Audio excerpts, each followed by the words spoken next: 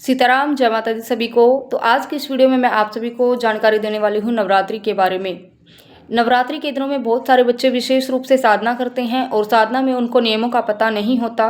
तो साधना के दौरान आप लोगों ने किन किन नियमों का विशेष रूप से पालन करना है, इस वीडियो में मैं आप सभी को इसकी जानकारी दूंगी। क्योंकि बहुत सारे बच्चे साधना तो कर लेते हैं लेकिन उसमें बहुत सारी गलतियाँ कर देते हैं। तो आप लोगों ने साधना करने के दौरान बहुत सारे नियमों का भी पालन करना आवश्यक होता है। वो विशेष रूप से नियम कौन कौन से होते हैं, इसी के बारे में मैं आप सभी को जानकारी देने वाली हूँ। आप लोग अंत तक बने रहिए और वीडियो अच्छी लगे तो सब्सक्राइब भी कर देना, लाइक भी कर देना, चैनल को शेयर भी कर देना। ठीक है भाई। तो सबसे पहले अगर आप लोग माँ भगवती की नवरात्रि में साधना कर रहे हैं तो सबसे पहले एक चीज़ का आप लोगों को विशेष रूप से ध्यान रखना है कि आपको अपनी साधना पर और माँ भगवती पर पूर्ण तरीके से भरोसा होना चाहिए। अगर आपको भरोसा नहीं है तो आप साधना को छोड़ दीजिए। अगर आपने साधना शुरू भी कर दी है तो आप लोग साधना को छोड़ दीजिए, आप साधना नहीं कर सकते अगर आप लोगों को माँ भगवती के ऊपर भरोसा नहीं है तो। और जब आप लोगों का भरोसा आगे बढ़ जाएगा तो उस समय पे आप साधना कर सकते हैं, क्योंकि माँ भगवती जो होती है वो आप लोगों के विश्वास के ऊपर ही कार्य करती है। अगर आप लोगों को भरोसा नहीं है तो आप माँ भगवती की साधना मत करना, क्योंकि माँ भगवती जो होती हैं वो सौभाग्य प्राप्ति के लिए कृपा करवाती है और आपके जो मांगलिक कार्य होते हैं उसमें कोई रुकावट आती है तो उस रुकावट को माँ भगवती काटती हैं। क्योंकि जो माँ भगवती होती हैं वो विशेष रूप से जगत जननी का दर्जा माँ भगवती को दिया गया है। क्योंकि माँ ने 9 महीने तक जो गर्भ गुफा होती है, गर्भ जून में रह करके 9 महीने का समय वहीं पे बिताया था। ठीक है भाई। तो इसीलिए आप सभी माँ भगवती की जब साधना कर रहे होते हैं तो उस समय पे आप लोगों का भरोसा होना अत्यंत आवश्यक होता है। अगर आप लोगों को भरोसा नहीं है तो आप साधना मत करना। और अभी मैं बता देती हूँ आप सभी को नियम क्या होते हैं। सबसे पहले तो आपने सुबह स्नान करके साफ स्वच्छ आसन पर बैठ जाना है और आपने संकल्प करना है अपना नाम गोत्र बोल करके, जैसे ओम श्री विष्णु नमः, ओम श्री विष्णु नमः, ओम श्री विष्णु नमः 3 बार भगवान विष्णु का आप लोग समन करेंगे। और उसके पश्चात हाथ में जल, गंगा जल और थोड़े से चावल, 1 रुपये का सिक्का रख करके आप लोग अपनी मनोकामना बोल सकते हैं। अपना नाम गोत्र बोल करके किसी भी प्रकार से, जैसे आप माँ भगवती से जो भी आप मांगना चाहते हैं, जो भी आपकी मनोइच्छा है, आप वो इच्छा बोल सकते हैं। और उसके पश्चात उस जल को और जो वो सिक्का है उसको माँ भगवती के चरणों में आप लोगों ने अर्पण कर देना है। सबसे पहला नियम हो गया ये। और इसके पश्चात आप लोगों ने क्या है, आपने ब्रह्मचर्य का पूर्ण तरीके से पालन करना है। आपने शुद्ध और स्वच्छ वस्त्र पहनने हैं। डेली आपको तरीके से स्नान करना है। स्नान करके आपने माँ भगवती का कोई भी स्तुति स्तोत्र चालीसा का आप लोग पाठ करना चाहते हैं वो आप पाठ कर सकते हैं।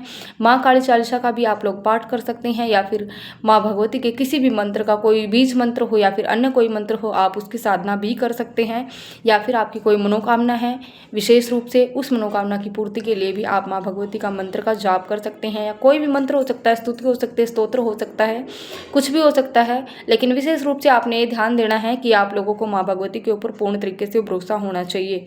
और साधना के दौरान आपने किसी भी तरीके से अपशब्द नहीं बोलने हैं। बहुत सारे बच्चे साधना करते समय किसी को गाली गलौज करते हैं या फिर अपशब्द बोलते रहते हैं, तो इससे भी उनकी जो साधना है वो स्वीकार नहीं हो पाती और उनको साधना का पूर्ण फल नहीं मिल पाता। क्योंकि लाइफ में फिर बार बार पूछते रहते हैं कि हमने जो साधना करी है वो हमारी स्वीकार नहीं हुई या इसका कारण क्या रहा है।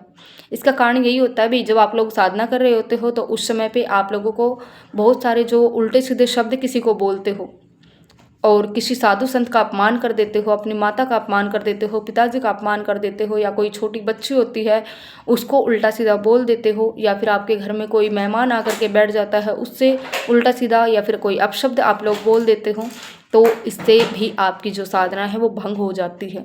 और साधना भंग इसलिए होती है क्योंकि इस समय पे जब आप लोग साधना कर रहे होते हो तो माँ भगवती आप लोगों की परीक्षाएं अवश्य लेती हैं कि मेरी साधना करने के लायक वास्तविकता में है भी या नहीं भी।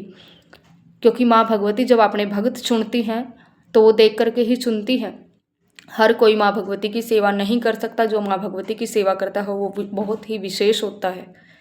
तो आपको साधना में विशेष रूप से इन नियमों का भी ध्यान रखना है और आपने कभी भी झूठ नहीं बोलना है।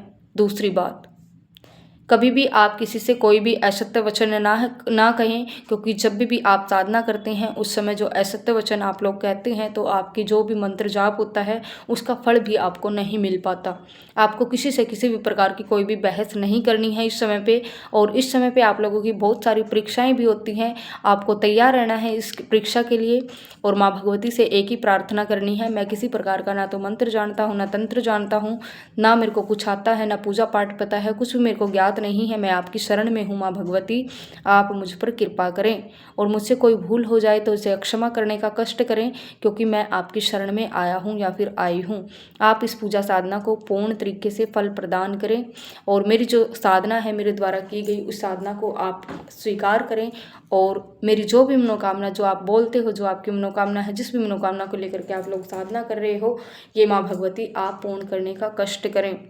और साधना के दौरान आप लोगों से कोई भूल हो जाती है तो उसके लिए भी आप माँ भगवती से क्षमा याचना कर सकते हैं। और जब साधना का अंतिम दिन आप लोगों का होता है तो उस समय पे आपको उस साधना का जो आपने जाप किया है किसी भी मंत्र स्तुति स्तोत्र का, तो उसको आपने दशांश हवन के नाम का आप लोगों ने जाप कर देना है।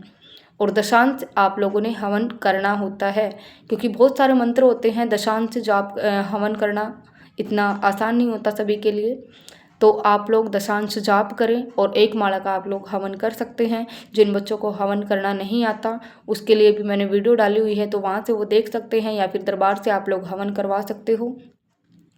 और अन्य किसी भी प्रकार की आप लोगों को जानकारी चाहिए तो आप लोग कमेंट डाल करके पूछ लेना, आपको जानकारी मिल जाएगी। और अगर बहुत गहराई से कुछ जानकारी होगी जिससे लगेगा बहुत सारे बच्चों को इसकी जानकारी की आवश्यकता होनी चाहिए, तो आप लोगों को वीडियो के माध्यम से भी वो जानकारी प्रदान की जाएगी।